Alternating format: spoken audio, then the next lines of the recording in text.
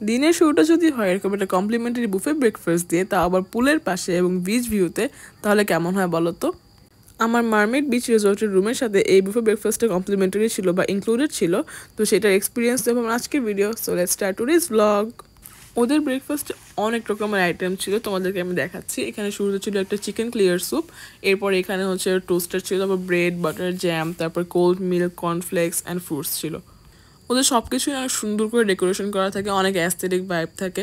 তুমি দেখতেই পাচ্ছ সকালবেলা যেরকম সুদিং একটা পরিবেশ, এত ঠান্ডা, মানে কোনো একদম কাম একটা পরিবেশে এরকম সুন্দর অ্যাস্থেটিক ব্রেকফাস্ট, তো অবশ্যই এনজয় করার মতো। এখানে বিভিন্ন রকমের ফ্রেশ জুস ছিল, আর ওরা যেসব জুসগুলো বানায় একদম ফ্রুট ব্লেন্ড করে দেয়, কোনো এক্সট্রা সুগার বা কোনো ফ্লেভার ইউজ করে না, এটা খুবই ভালো।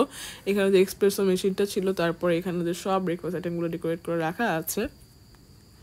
এখানে ফার্স্ট ছিল প্যানকেকস, এরপর এখানে ছিল হানি, দেন ছিল chocolate syrup and maple syrup. এটা যেন একটা কী ছিল, এটার ভিতরে হচ্ছে মাশরুমের পুর ছিল হোয়াইট সসের ভেতরে। তারপরে এটা হচ্ছে গিয়ে হ্যাশ ব্রাউন ছিল। এরপরে ছিল পটেটো প্যাটি।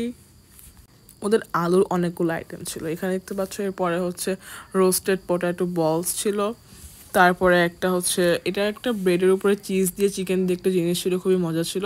এই রোলটা এত মজা, ফ্রাইড ব্রেড রোলটা তোমরা অবশ্যই খাও গিয়ে। তারপরে হচ্ছে এখানে ফ্রাইড ব্রেড, তারপরে এখানে পাপায়া সালাদ, তারপরে এখানে এই সালাদটা খুব ভালো ছিল। এরপরে এখানে ছিল বয়েলড এগ।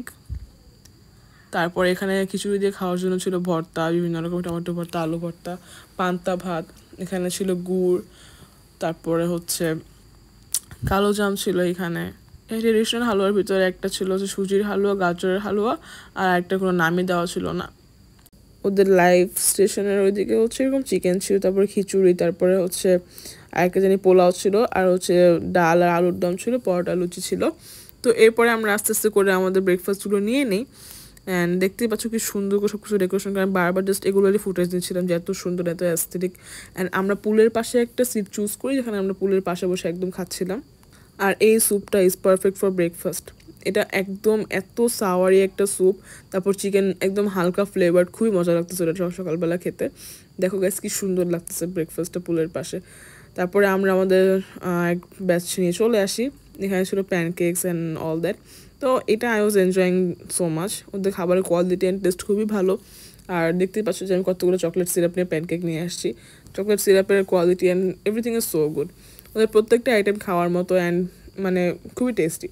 আমি ওদের এখান থেকে হচ্ছে পরে খিচুড়ি, মুরগির মাংস, তারপরে হচ্ছে একটা চিজ অমলেট নিয়ে নিই।